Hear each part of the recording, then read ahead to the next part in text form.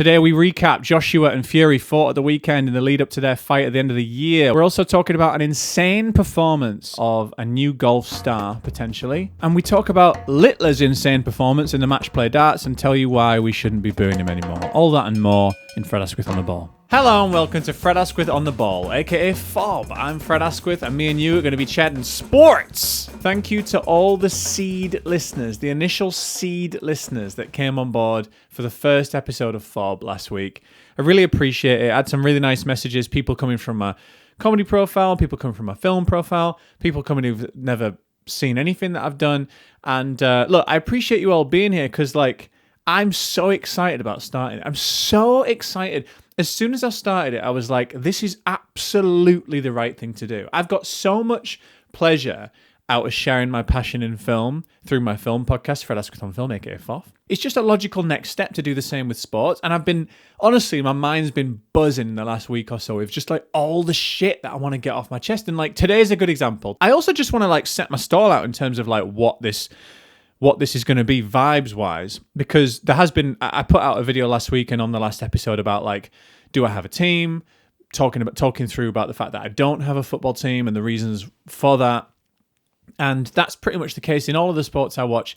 I have preferences on if I'm watching tennis, I'll have a preference or whatever, but I don't have anyone that I'm virulently backing, to the point of toxicity. This is the point I'm trying to make. I want this to be a safe space for neutral, passionate takes. I'm not going to say objective takes because there is no objectivity. It's entertainment at the end of the day. But I don't want any toxic club allegiance takes on this pod. If you support a club, you are welcome and you are welcome to send in your takes. But what I'm saying is it's not talk sport. Do you know what I'm saying? If you want to go fucking argue in the comments about as a Chelsea fan this and as a go to Talk Sport, go to Sky Sports. That's not what I'm doing here. I'm just celebrating all our passion in sport. And I'm not here to fucking argue. And that's not to say I won't have some incendiary takes. Oh, there's going to be takes of a severe high centigrade, hottest of hot takes on this pod. And you can absolutely send your hot takes in return. We can absolutely debate those things. But I'm not getting into you're just saying it because you're a fucking Swansea fan. You're just saying it because... No, fuck off, right? Absolutely fuck off. There's been so many lovely comments on the socials already from all you guys. And then there's been a few people who've obviously never seen anything that I've ever done, already posting toxic sport bro comments on the videos. You're getting fucking blocked, bro. You're getting blocked. I ain't getting in this for that type of chat we're fucking 12, all right? We're just having a chat. We're just talking about everything we love about sport. That's it. And so that's actually, I realized, maybe a little bit of the gap in the market that I want to fill, right? I'm not an ex-player talking about how good Paul Scholes was.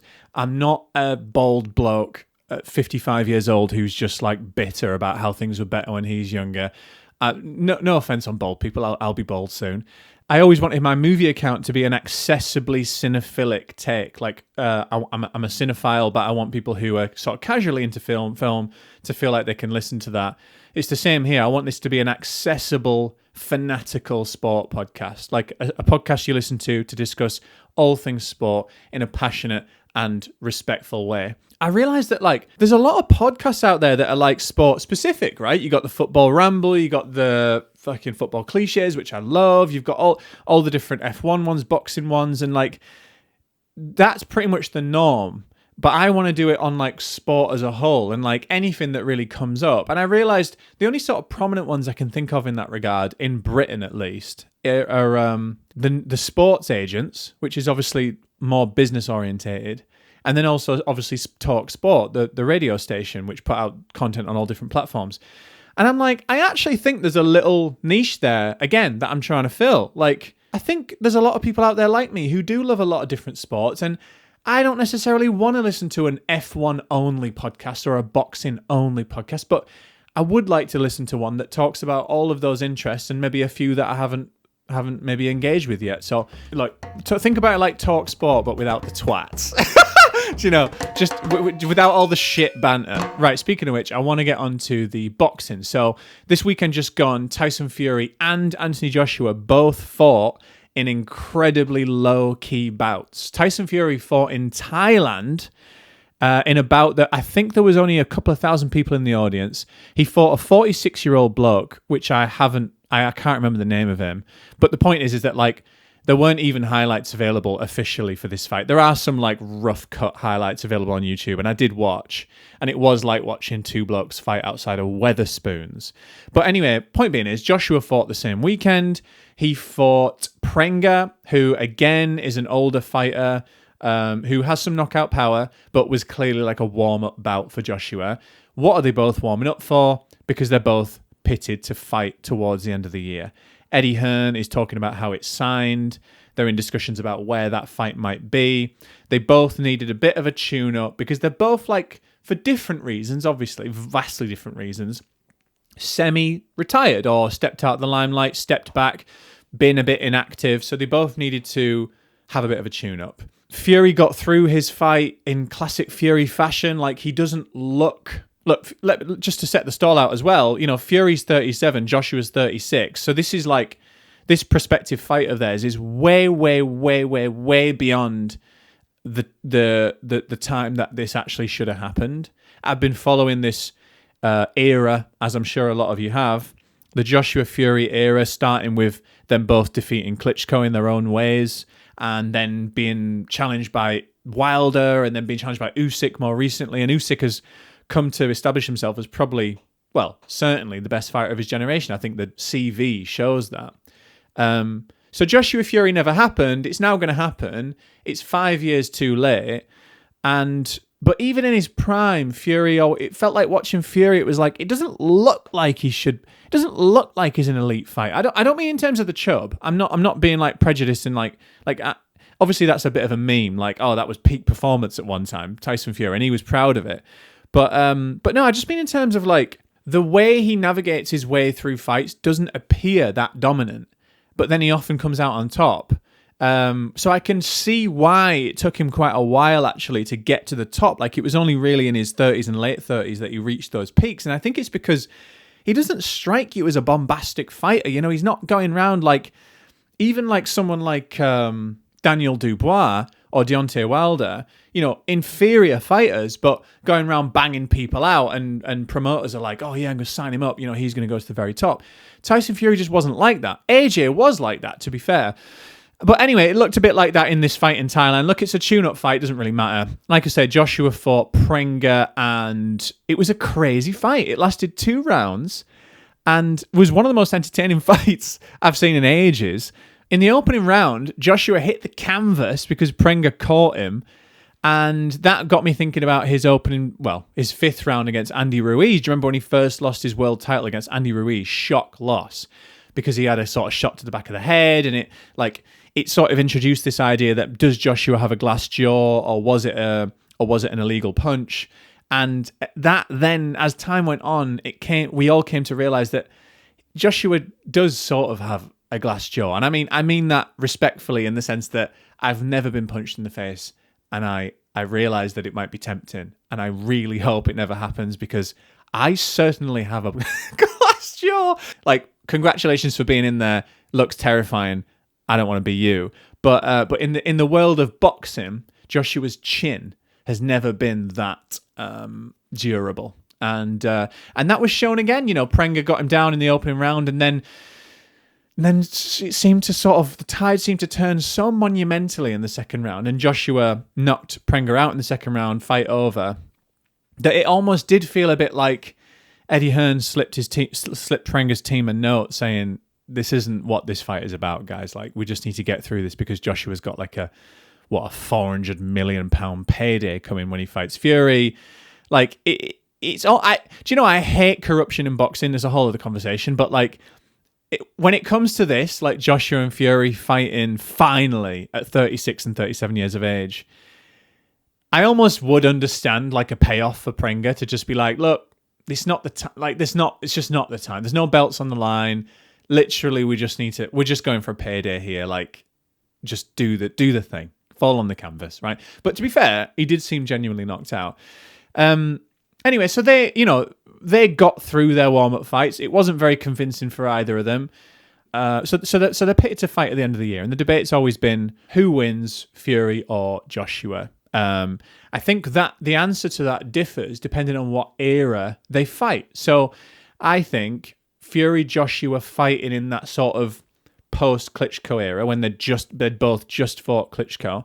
I think Joshua absolutely walks him, and I know that's controversial for some people. I think Joshua walks him at that time. That's the time where he's got such an ego. He's like winding punches up to knock out Dillian White. He beats Vladimir Klitschko in one of the best combat fights ever. He beats Joseph Parker. Before that Andy Ruiz fight, I think Joshua was just like, he was getting some juice. And I think he would have beaten Fury, who at the time was nicknamed Pillow Fist because he didn't quite have a knockout punch. And I think it was fair. He rallied against that when he got to the Deontay Wilder fights. And you can debate how much of that was real or how much of that was Deontay Wilder not being up to scratch. But I do think Joshua would have beaten in that era. But then, when Fury was full of beans during the Deontay Wilder series, and Joshua had no beans because he just got knocked out by Andy Ruiz and then lost twice to Usyk. It happens to everyone. It did end up happening to everyone. I think Fury wins during that era. Now, nowadays is a sort of new era where Fury's arguably had worse results in this sort of latter career stage. So Joshua's had, they both fought Ngannou. Fury had a difficult time against Ngannou. Joshua pretty much dispatched him, I think it was second round. Then they've sort of had exhibition fights, like Joshua's fought Jake Paul. The point being is it's actually quite difficult to gauge where they are in more recent years. What I would say is Joshua has... Maybe I'm falling into the same trap that everyone's fallen into in Fury's entire career, but Joshua does have the athleticism on Fury. Now they're getting into their late 30s. I think Joshua's conditioning counts as they get older. I think when Fury's 32, 33, he can get away with being in the shape he was in because he was an elite technician. I think now Joshua's conditioning might come home to roost in that fight. Then again, Fury always had an incredible tank. He went 12 rounds with Deontay Wilder and came off the mat in the 11th. Like, he's never really had a problem with conditioning, but I just think it might be more of a factor now at this age. I also think Joshua does have a more devastating punch. It's always been the case with Fury. He did develop more power, but I think when push comes to shove, he lost against a more technical fighter in Usyk. Like I said, they all did. Joshua did as well.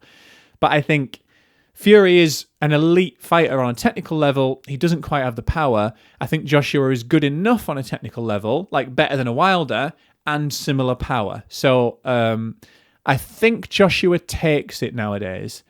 Anyway, they're talking as if this fight, Joshua v Fury, end of the year, and it's going to be on Netflix, which is fair enough. Netflix will pay a lot to stream that live.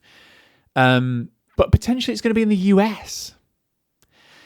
And that really fucking annoys me. Because I remember when they were all giving it the big un back in their prime. I remember Fury did like a tour at one point and he said on stage, I'll fight Joshua for free at Wembley. It was that period where Fury was just chatting absolute bare wet because he thought he was king of the world. And to be fair, he kind of was. And Joshua was always giving it the like, oh, well, we might lose our belts, but would you still watch a Joshua Fury fight? And I was always like, yeah, I will watch a Joshua. And he was always like, let's just do it at Wembley, do it at Tottenham, It's a British fight. It's the biggest British fight in history, regardless of when we fight. And, I think that probably is true. So to take that fight away from the obvious venue, which is Wembley, or Tottenham Hotspur Stadium, to the US, which is what is being discussed, just purely for the payday, I think is actually a bit unforgivable. It's a little bit unforgivable from Eddie Hearn, who is a sort of slimy guy who I do kind of respect. He's a promoter who fucking promotes. Like he can sell anything. And I just think, we've all been waiting. Britain, I know the boxing world in general, but Britain has been waiting for over a decade for this fight. And you're going to get a massive payday anyway at Wembley. It's not going to be like spare change, So like, can we just do it at Wembley and just call it even, like maybe slightly less of a payday, but historically, in terms of the legacy of that fight, we did it correctly. We did it for the Brits at Wembley. That whole conversation is just pissing me off. But look, I'm excited by the prospect of it. Yes, I will watch it. But if it's in the US, that means it'll be at 4 a.m. That's just cheating. That's cheating Brits. That is cheating Brits. I actually think it's abhorrent, to be honest, but it's not been agreed yet. So let's see.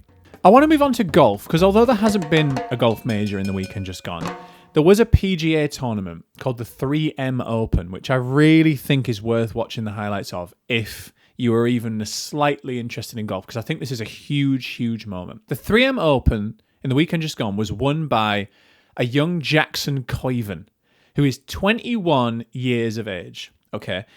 I turned on the highlights on Sunday morning. I was watching the highlights of day 3, so the third of 4 days for anyone who doesn't watch much golf. And I realized sort of more and more highlights were of this Jackson Koivun as he was like building up this incredible round. And he hit this fairway wood, I think it was a 3-wood, from like 250 yards. His swing was unbelievably. He whipped it like in a way that if you whipped it like that, you just expect it to just shank into the trees for any mere mortal to hit a ball like that. Like, I haven't seen a professional whip a fairway wood like that since I've been watching golf, really. Like, he put his fucking chest into it and it went bang at the flag. And suddenly I was sort of passively watching. Suddenly I sat up in my seat. I was like, what the fuck was that? Like, it was incredible. But you often watch these highlights and you'll get a highlight of like an amateur, because he was recently an amateur, we'll come on to.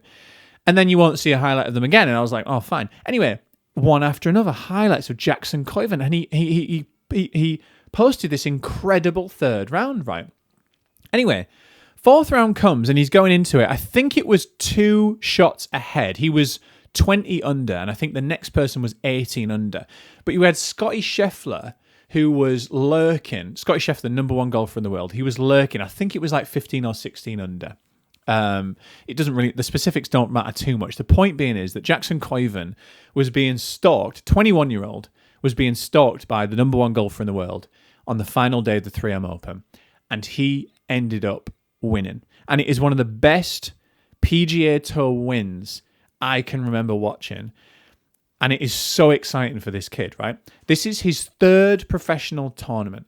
He just tied for 26th at the US Open, his first ever major. This is his 3rd professional tournament that he's gone and won. And not only has he won, but he's won in style. He's won by getting no bogeys on Saturday or Sunday, the day 3 and 4 of the tournament. He's won with the number 1 golfer breathing down his neck for the entire final round and still parring the final hole, despite for his level basically shanking his first shot. Right? Scotty Scheffler shot a 63 on that final day. Scotty Scheffler was there. He was gunning for it, and Jackson Koivun held him off. You know, sometimes you see people burst onto the scene of sports, and it can end up amounting to nothing.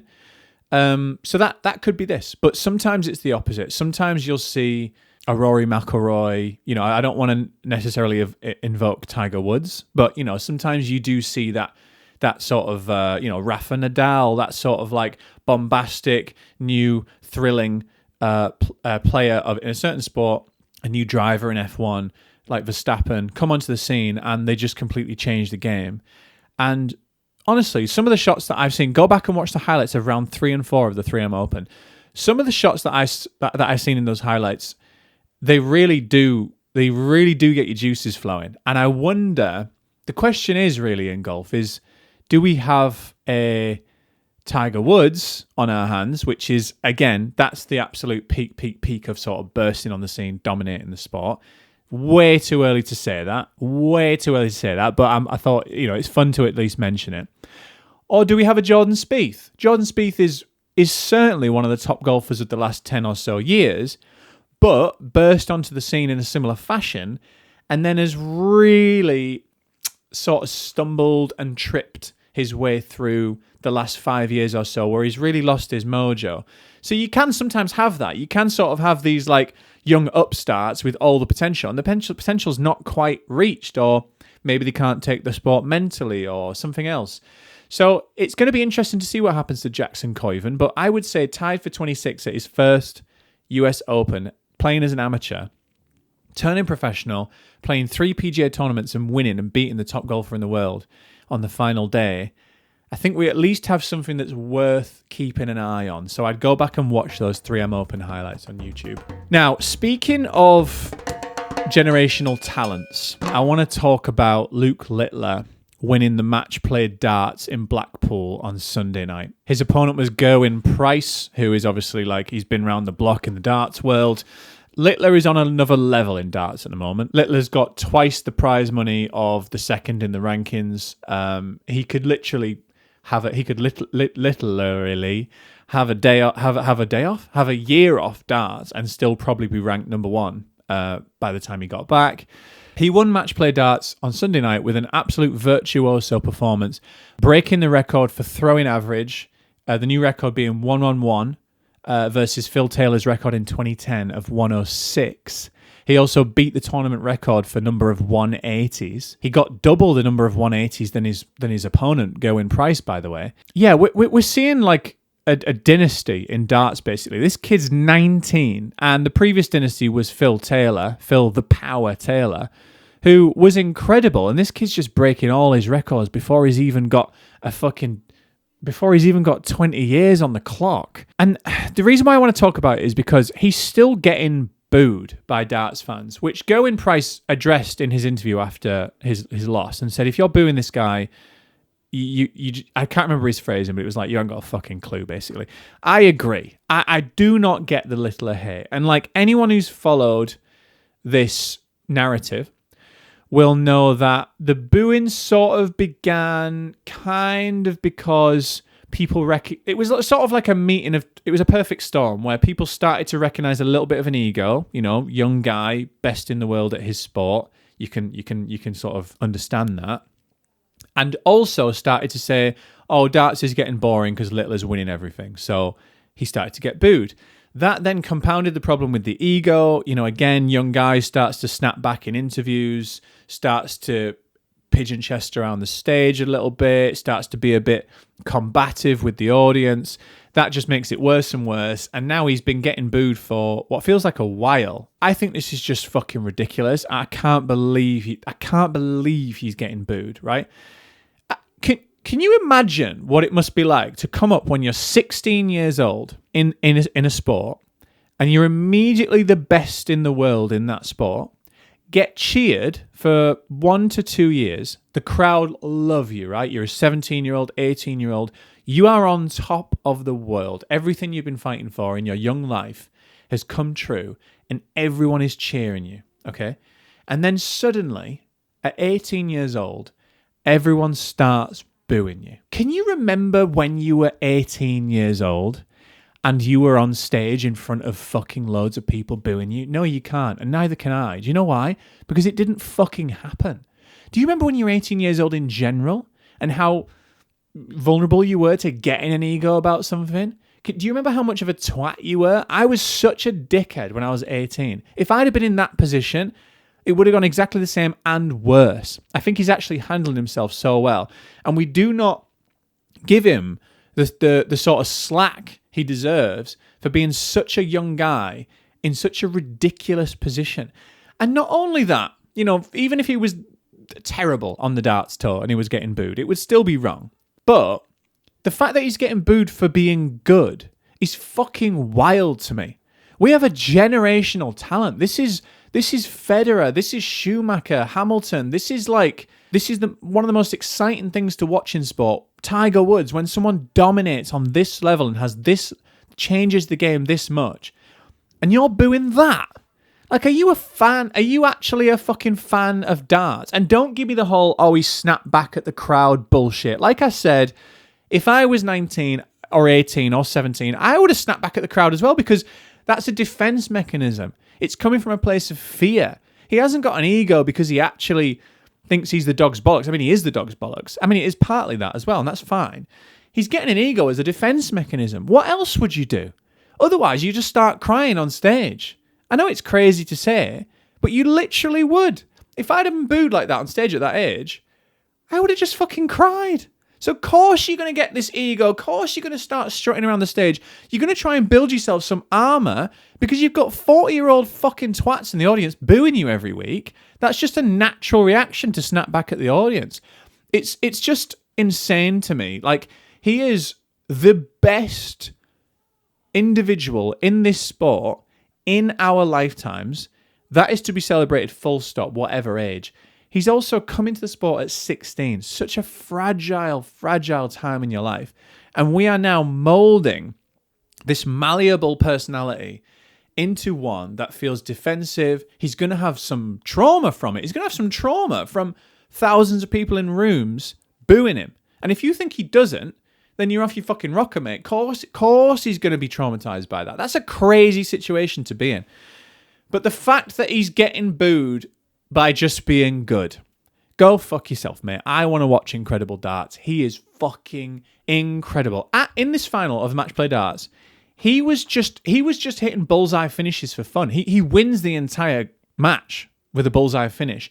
He's just like hitting like 171s with three treble 19s just like for fun. He's just like playing around. It's the equivalent of like being on a football pitch and like doing stepovers and rabonas. Like, he's just making it fun for himself because he knows he's better.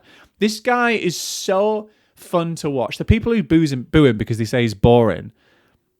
What the fuck are we? What are we doing? That's sport. It's not like he's cheating.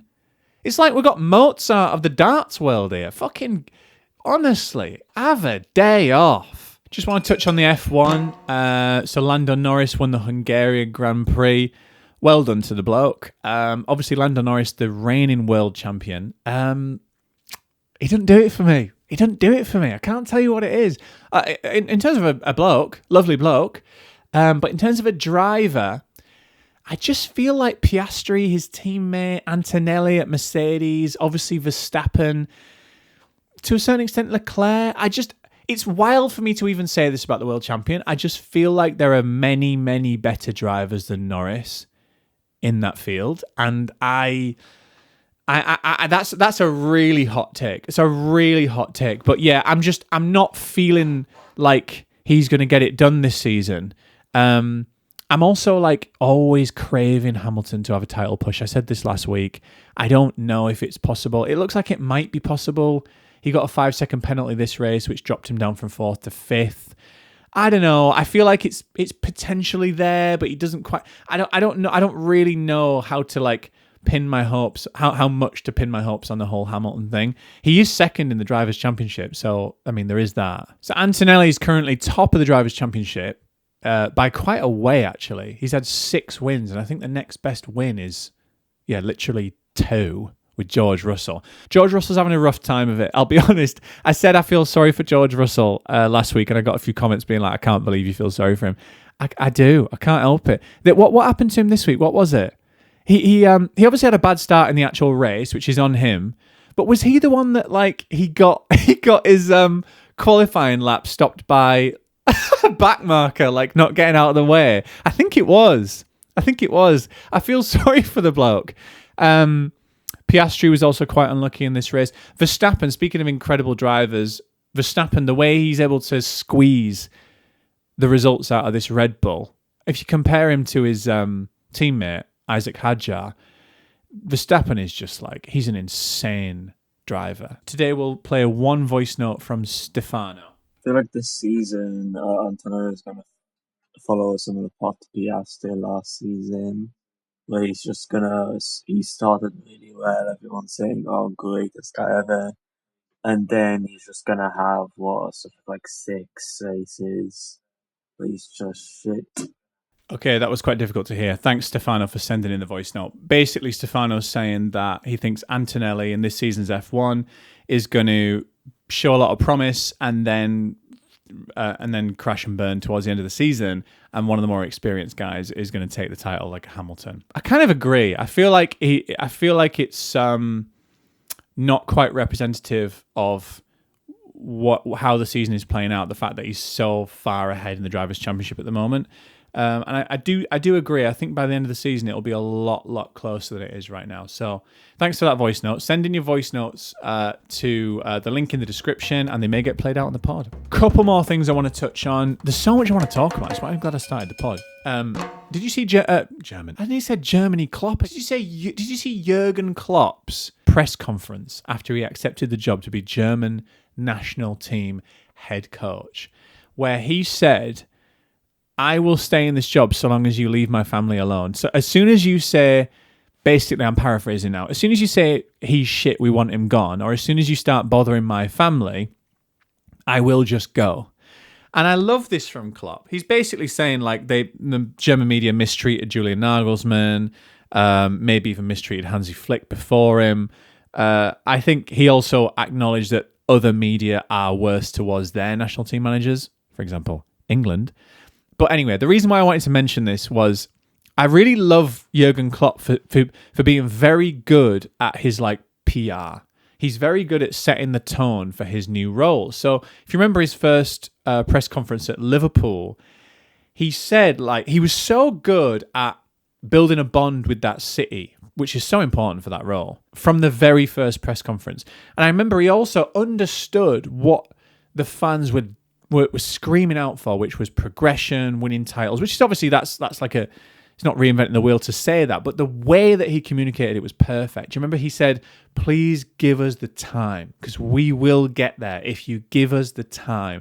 And that was such an incredible way of saying it, because like you hear that from managers a lot, but the way he communicates is so personable, authentic, and feels grounded that like you believe him, you trust him, and they and the fans did trust him. I think he was like, was he 8th or 6th in his first season, and then it was 4th, 3rd, and then he obviously went on to all the success. And it felt like a similar opening press conference here. I really respect it. Jurgen Klopp has a real knack of being extremely candid with the media and with the fans to the point of success. Like I think the way he's spoken in this press conference will lead to a better chance of success. And I think he knows that. I think it's actually a really, really smart move. In similar news, we also had the news that Pep Guardiola is not going to be the manager of the Italian national team. The quote was that there are reasons beyond football that he's not going to do that. That may be the case. I don't know those reasons. But what I will say is it never felt like the right fit for me. Pep Guardiola coaching the Italian national team.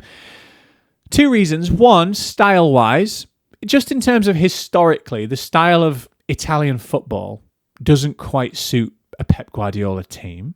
Just in terms of Italian football is famous for being robust and defensively minded, defensively organised. Pep Guardiola can be those things, but also we do associate him a lot more with like virtuoso football, total football. Yeah, that didn't quite make sense to me. And also, I'm not the type of person to be like, oh, Pep Guardiola is only good because he only manages teams with a lot of money so he can buy who he wants. I do think Pep Guardiola has proven himself to probably, pretty much is the best manager ever at this point, right? Who's competing with him? Alex Ferguson, Carlo Ancelotti, Johan Cruyff. I mean, literally, we're talking the greats of the greats. Anyway, point being is the Italian national team, they haven't qualified for the last 3 World Cups. The last 3. Were they even in the Euros 2024? I don't know. Point being, last 3 World Cups. They're not in a good spot. So it is kind of the equivalent of him club-wise taking over like Villa. Not even Villa. Is it like Newcastle? No disrespect to those teams. I just mean like a fallen giant. Maybe Newcastle's a good example. Like a fallen giant, someone who we want to be winning trophies but aren't currently. And that just doesn't really suit him, right? I'm not saying he couldn't do it, but I don't necessarily think that appeals to him. So I wasn't surprised. Look, I don't know the actual reasons, but I wasn't surprised to hear that he didn't take it from a footballing point of view. This was Fred Asquith on the ball with me, Fred Asquith. Me and you are chatting sports every single week. Next week, who knows what we're going to be talking about? There's so much to fucking talk about. Oh my God. You can follow the pod at Fred Asquith on ball, TikTok, Instagram, rate and review. Fob is on the up. Thank you for being here. See you next week. Bye-bye.